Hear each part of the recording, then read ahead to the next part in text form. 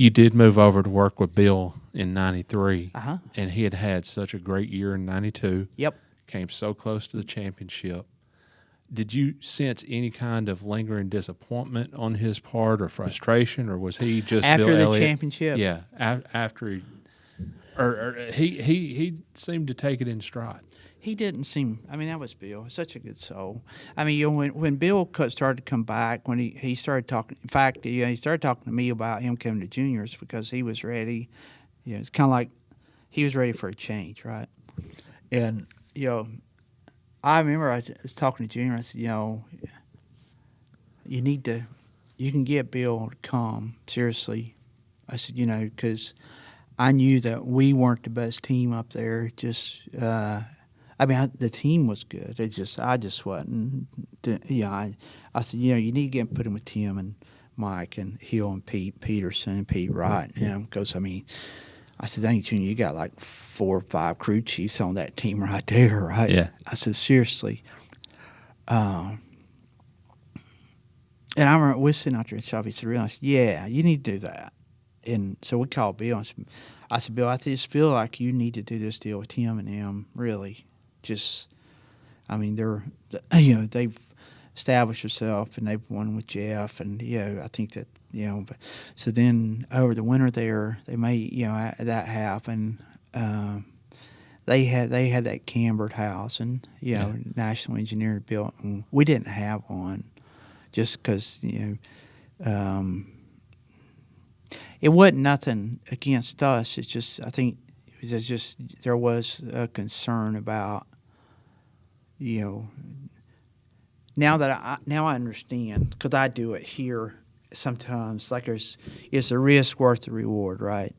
If it's kind of like at Phoenix, Sheldon, Zane was on, or Martinsville, Sheldon was on one strategy and Zane was on the other, right? Yeah. That way you don't look like a total dumbass. At least you can get 50-50, right? Yeah. 50-50, you're going to get it right.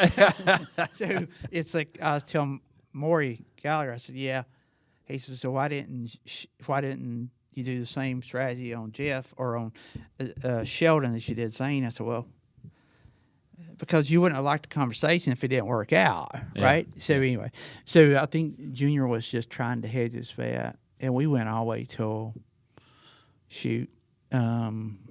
probably midsummer before we ever really got going on it, but I accepted. I mean, I think Sterling, I know, but so it was definitely they ran really well. I begged Junior not to break that team up, but he is bound and determined to do it, so he did. Yeah, it's because I didn't. Even in '93, it's like I wasn't really too pumped up about doing the deal with Bill and them. Because I'd actually thought about just quitting, really. Did you really? I did. Oh, yeah. Sterling, burning Sterling up, and, we'd run second, we'd sit on poles and stuff, and, we just couldn't win. And, it wasn't the team's fault, Flash and Donnie and Kenneth and Charles and the people on that team, Mike Powell, they had a great team, great people, Bobby Alton, but it's kind of, we're going through so many emotions, right? Mike got killed, Richard got killed, Sterling got burned up. You're talking like in 2 years, right? Yeah. 3 years. Yeah. It's just like, holy crap, man! I didn't know if I wanted to do this anymore. Like I was just going to get me go work on a Bush car or something. Or go buy me start a tire store or something. Yeah.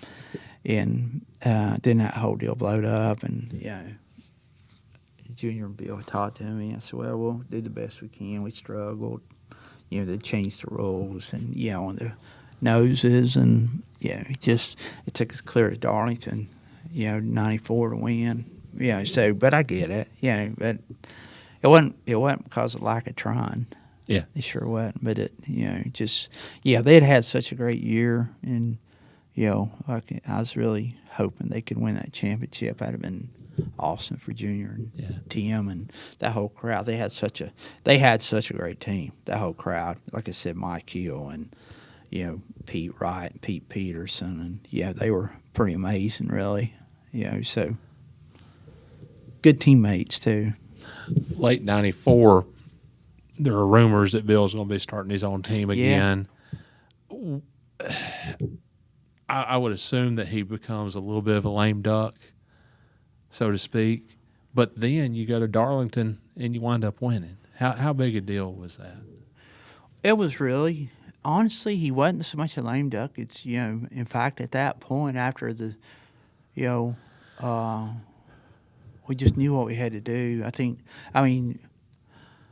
don't know if it made the announcement about McDonald's yet. I think they did at Indy or something. I don't know.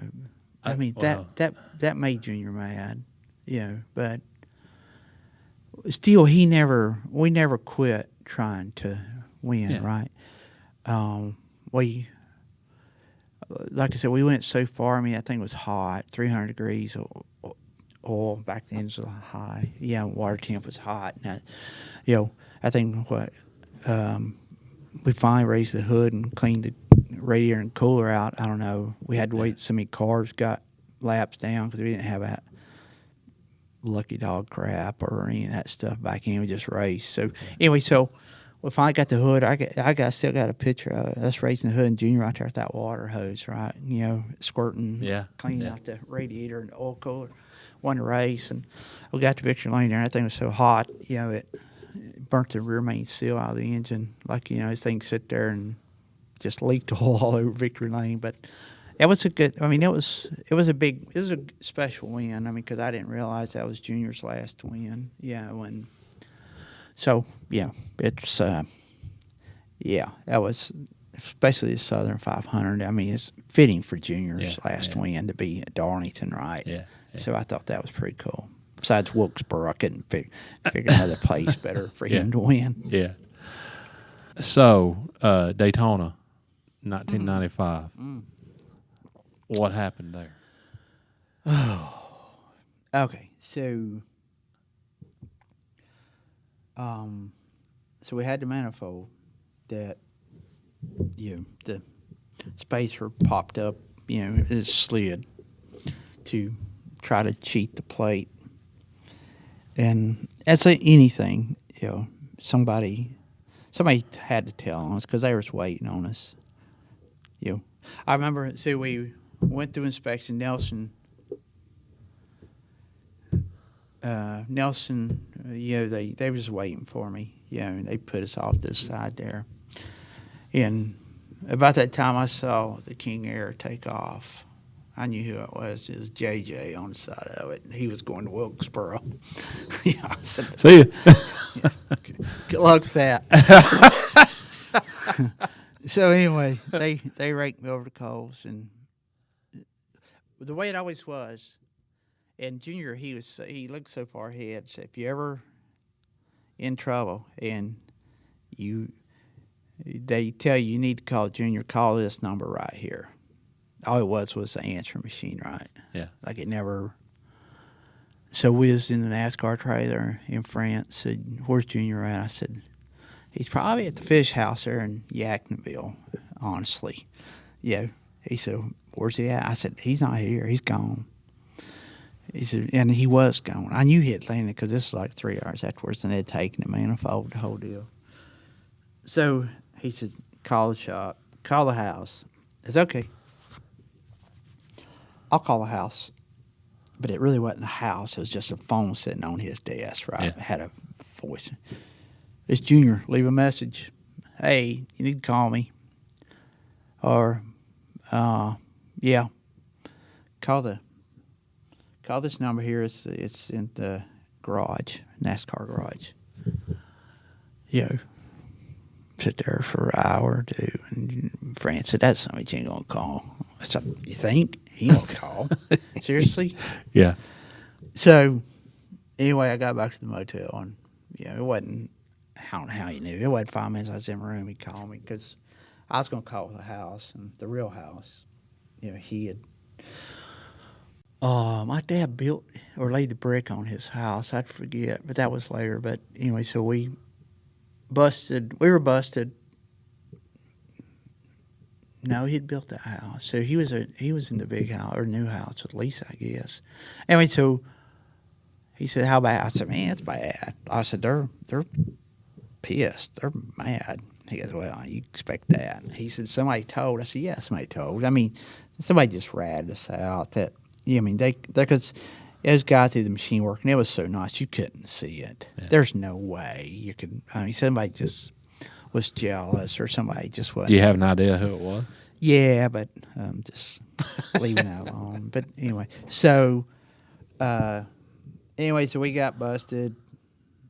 But Junior, okay, well, I'll see you in a couple of days. Okay, well, I don't know how good that's, So the next morning, I was walking past the trailer, and France was sitting, how he'd sit out behind the trailer. He said, "Hey, Beamer, you ain't cheating today, are you?" And I said, "Yeah, they ain't over yet." He said, "Come here." So he said, "I like you." He said, "Your owner, I'm going to kill him." I go, "Wow, yeah, Billy, he's not a big fan of yours either." So it's like, even though they become good friends. But anyway, so that we got caught with it. After a long time, it's pretty big fine. I mean, so anyway, we got caught with it, and everything was fine. But, Bill, he had started his team in Dawsville, and he was struggling, right? So by April, he'd call me. He said, "Hey, I really want you to help me." I mean, I was surprised, but that's Bill. I mean, I always be indebted to Bill, even though and I'm going to say this, how bad it was with people wanting my neck, people wanting Junior and Bill to fire me. Those cats always supported me. They always did, and I'll always be indebted to them for that. They always had my back, and just.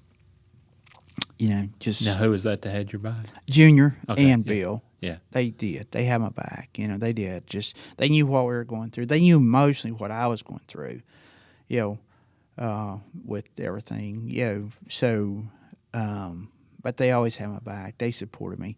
And so, Bill, we had got Lowe's, and we'd had Brett, and I tried to talk Junior into hiring Brett's crew chief he had before.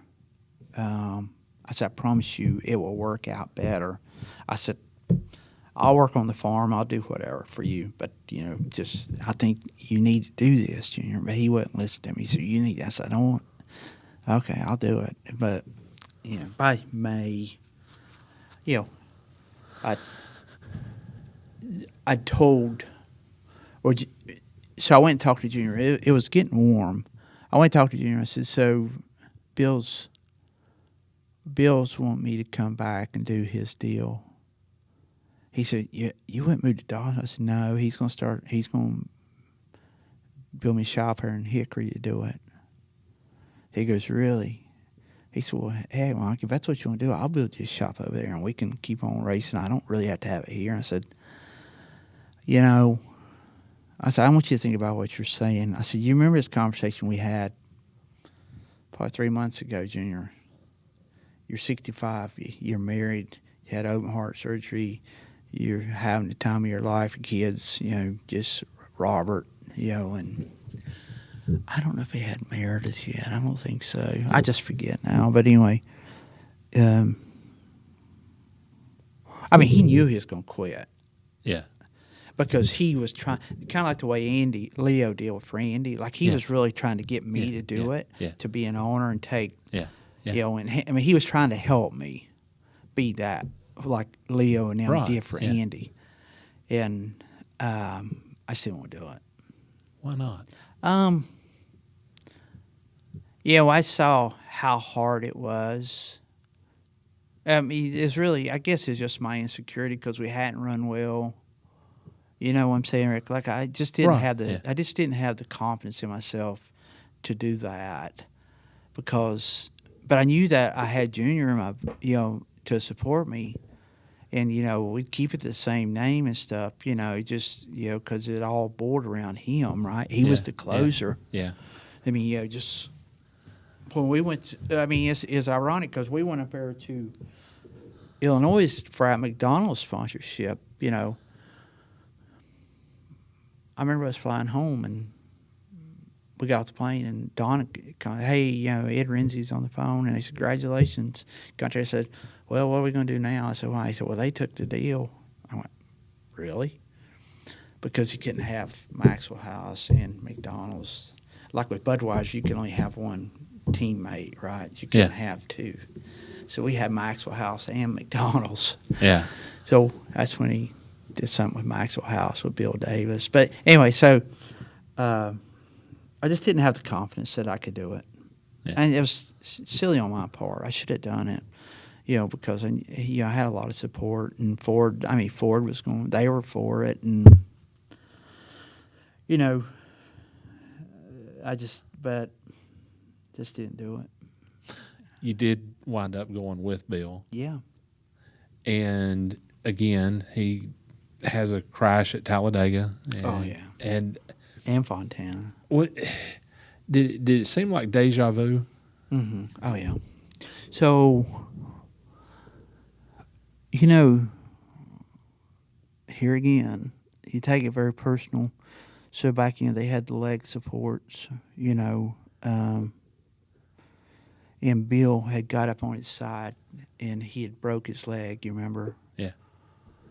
You know, we didn't really know what we were doing. You know, you bolted the leg support to the seat, but then you bolted to the roll bar instead of just making it straight. We didn't know. Yeah. NASCAR didn't know, and it broke his leg, right? You know, it's like, oh, man, now here, you know, Richard got killed, Sterling got burned up. Now, you know, just Bill broke his leg, right? Like, good gosh, man. A period of so many years. Like, it's so much of an emotional roller coaster, Rick. Yeah. I mean, it was tough, really, because you knew that it affected people's lives, right? It's like, here, Bill, you know, walking around with the limp, and you go, man, you know, I should know better than that. It just makes common sense, right? But even NASCAR they didn't enforce. They just didn't know either. We're just learning. But yeah, he wrecked, and you know, it just all over again. Like, here we go again, right? You know, and had a bad wreck at Fontana. Yeah. And we just, you know, we tried.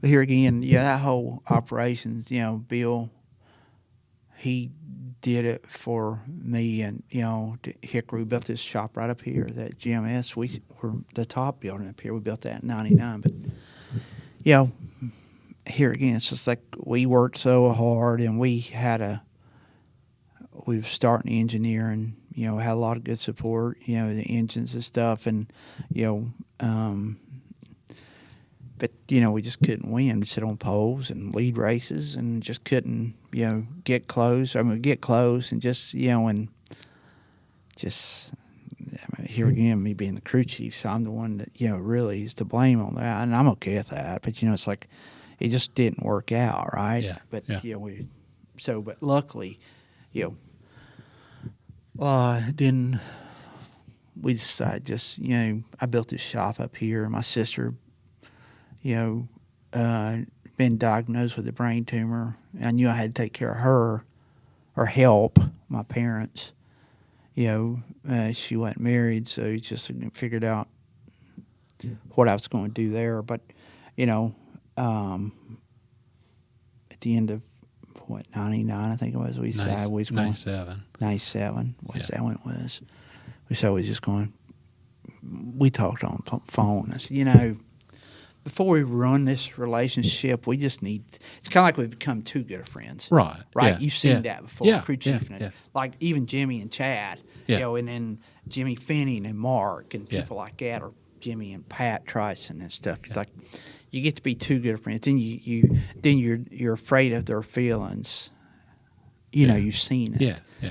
And so we got to that point. Bill didn't want to hurt my feelings. I didn't want, because, you know, I said, you know, we just need to go do something else. And Bill said, what are you going to do? I said, I don't care. I don't know. Just, you know, always survived.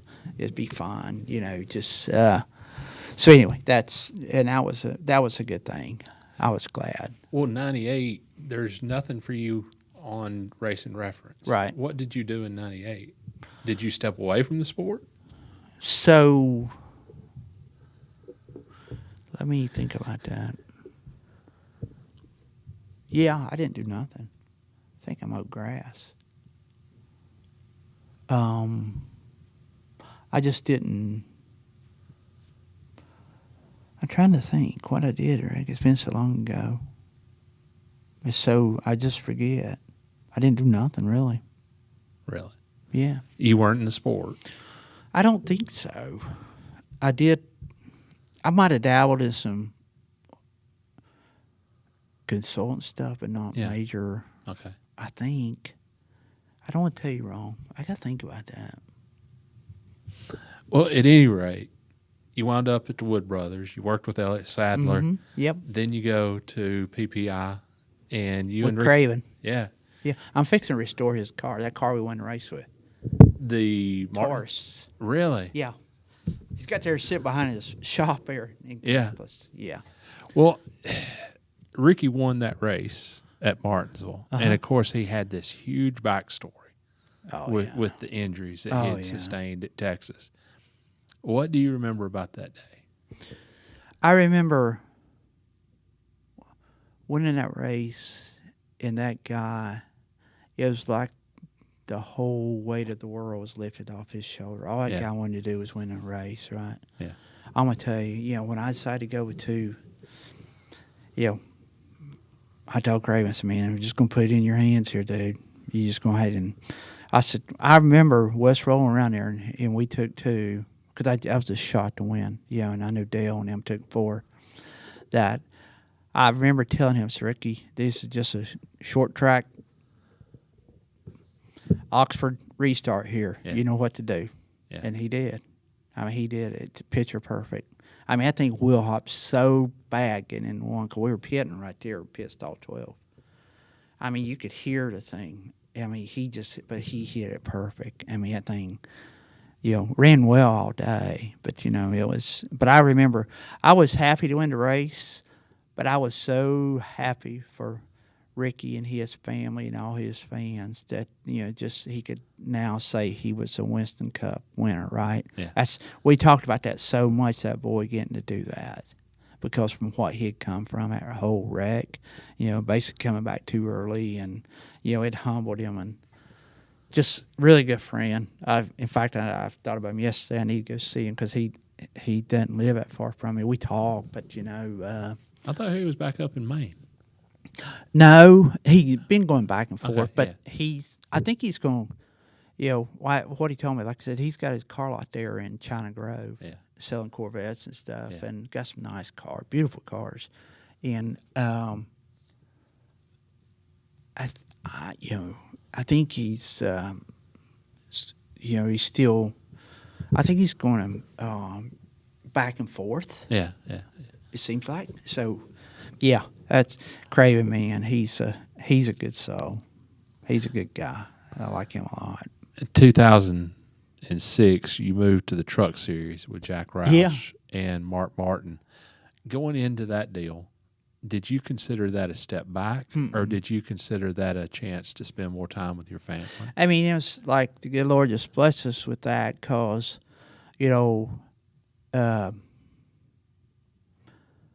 I was excited because Jack was giving me the opportunity. You go. So I was 50 years old, about done. I knew that we raced trucks on Friday nights and stuff, and I, never knew what to do on Sundays besides race, right? Even Saturdays, But so, it was Jack. He was really wanting me to come do it. Mark was wanting me to come do it. I said, yeah. So, best thing I ever done. Really? Yeah. Why is that? It's just, our girls were, going to college, and, just getting to spend time with them. I remember, getting involved in our church more, and just, Sarah was 10 or 11 then. So just I felt like at that time it's quality of life, and now here I am, taking us back cup racing. But but so it was because I got to be, like I said, 2006 first race Daytona, we win the race, right? Then we win Fontana the next week, and almost win Atlanta, there. So we won quite a few races, So got my confidence back up, and and really started enjoying the engineering part, learning more about that, and Jack, and it's fun to work with, Riser and Jimmy Finning and just a bunch of old school racers, and Jack was giving us everything we needed to have Bobby Hudson and in the shop, and just really good people. It kind of rejuvenated me because we had a shot to win every week, right?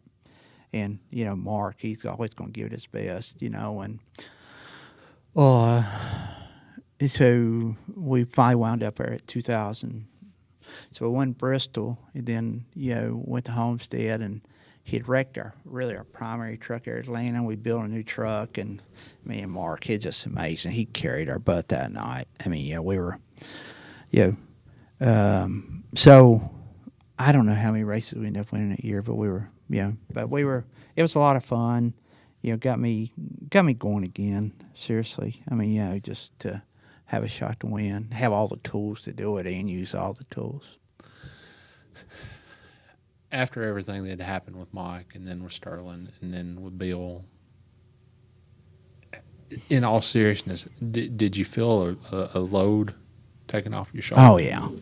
I mean, because you did win 6 races. Yeah. So, what was it like to get that sense of relief? It was something, like I said, I can understand Ricky, what we experienced there, but, it's like it's just it's just a feeling that, okay, we won, so, we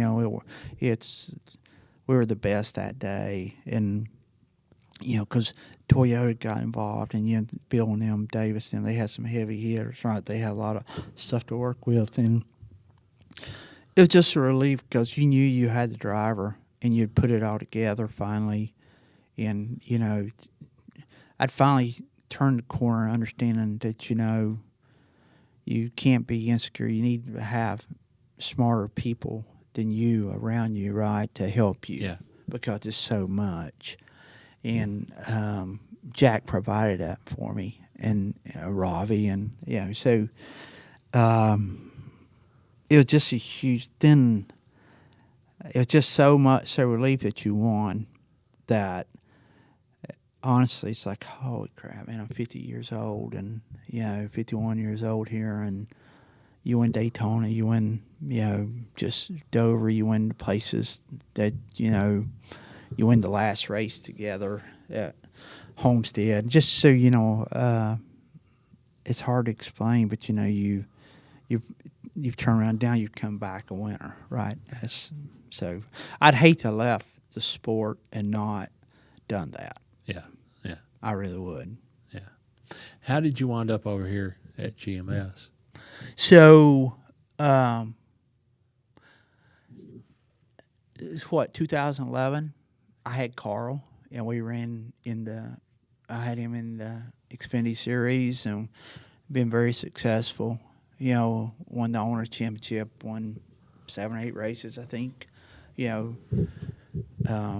And then 12, Jack disbanded the whole team, and I left. I just, okay, I've been here quite a while. It's time for me to do something. Then I went to KBM and did the Xfinity deal for 1 year. Won Richmond, Kurt, and so, I don't enjoy this. So went to Red Horse with Tom DeLoach, nice man, great team.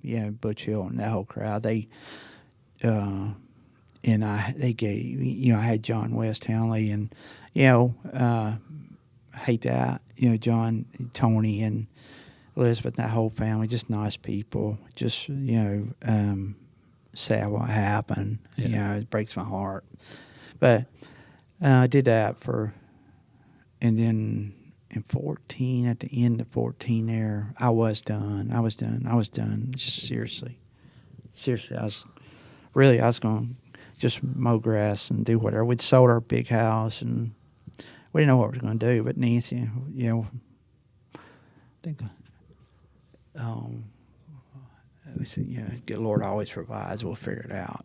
So pray about it. But anyway, so I was at Martinsville, and Harold Hawley, he was like a competition guy here. And he said, man, you need to go do this deal. He said, I'm going to go race dirt. I said, I don't know. I'm kind of used up here a little bit. He said, yeah, you'll like this owner. I said, okay, well, give him my number. So Maury called me, and they were down there in that Joey Colder shop there off 85 or 70, or off 77 there.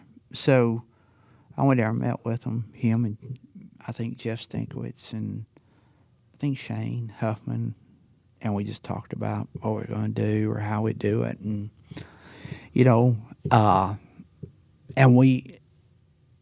I didn't think nothing ever come of it. Heck, I was mowing grass with another guy. I was weed eating, blowing, just having a big time, right? Yeah. Just never got to do that. So we just,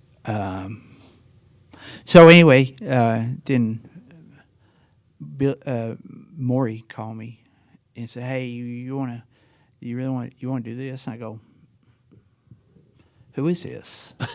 He says, oh, it's Maury. I said, oh yeah, sure. Yeah, if you want to do this, we'll definitely. I said, but that was 2014, right? So I was 57, 58 years old, and I said, but more, I'm not going to put up a bunch of crap. Yeah. I just don't have the temperament to do it. Yeah. And he said, you just run that deal the way you want to do it. And sure, 6 years later, and we won 20 some ARCA races and 40 some truck races, and he's just awesome. I'm gonna tell you, Rick, I've been blessed to have some really good owners. From Harry Mellon, which is awesome. Butch Lindley, Andre Tigg that owned Harry Gant's late model sportsman cars, and some really good people.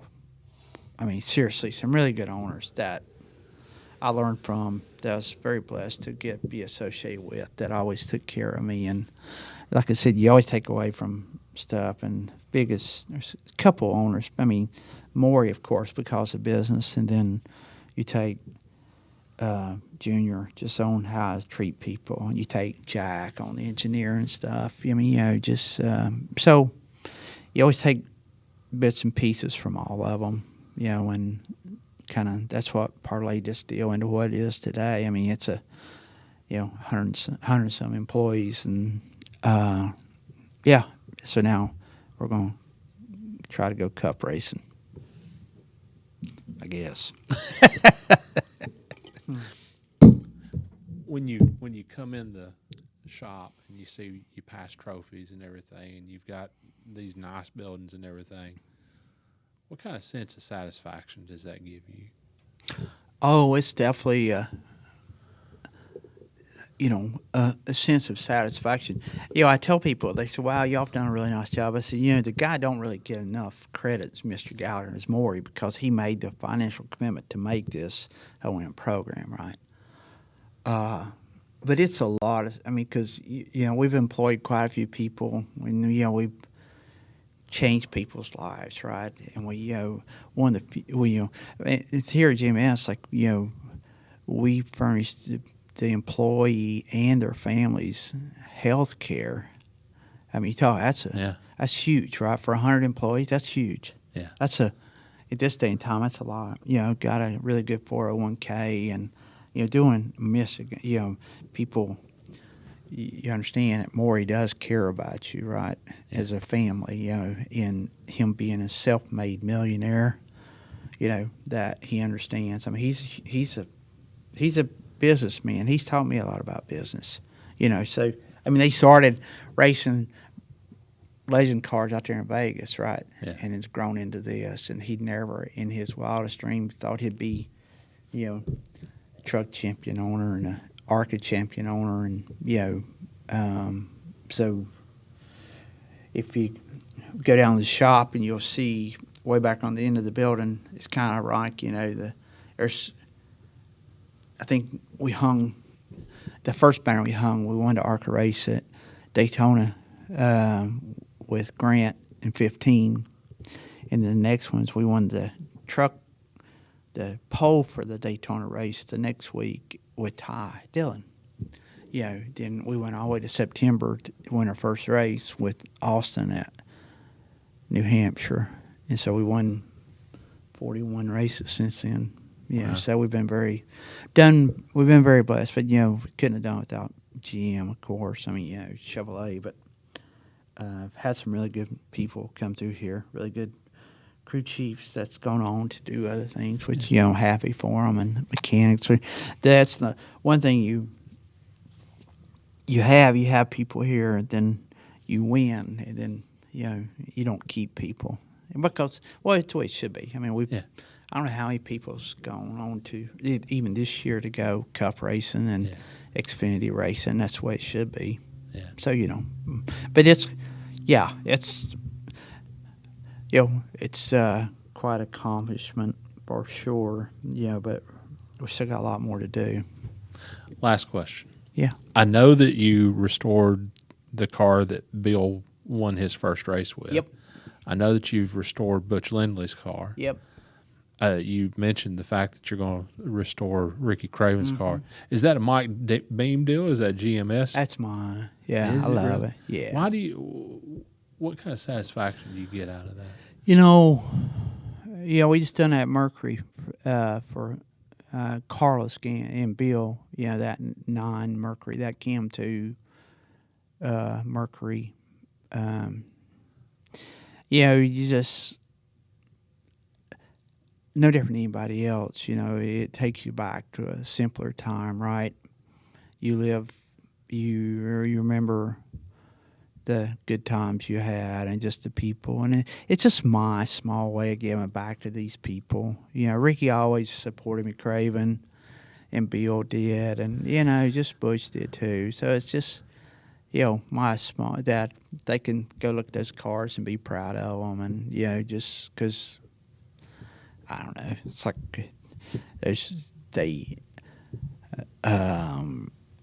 honestly, it's like, it's just my way of giving them back. You're preserving history. Yeah, and so I think that, and I'm going to ramp that up some here once we get our Cup stuff kind of laid out. And there's a couple of cars, which, I mean, Bill Ryan and them, they do amazing work down there, and I'll never be able to match stuff he has, but just some cars that means a lot to me. One of the best projects we did was that ramp truck here that we drove in '77. It's that thing's a beast, man. Oh, so you've done more than just those 3. Yeah, I got the ramp truck out of West Virginia that we used on Butch's car. That we hauled Butch's car. Okay, yeah, wow. we put an LS engine in it with a 5-speed. That thing will get it. Yeah. So, because it just kind of fell in my lap. Yeah. The guy had the truck. Yeah. Like, oh, really? In fact, it's an old Mike Porter hauler. We had it in '77, then Mike Porter got it. And then things sit out there in the weeds. Yeah. So, I kind of, if I see something, I think, that's going to be pretty cool to restore. Keep looking, keep eyeing something, just something I'd really want to do,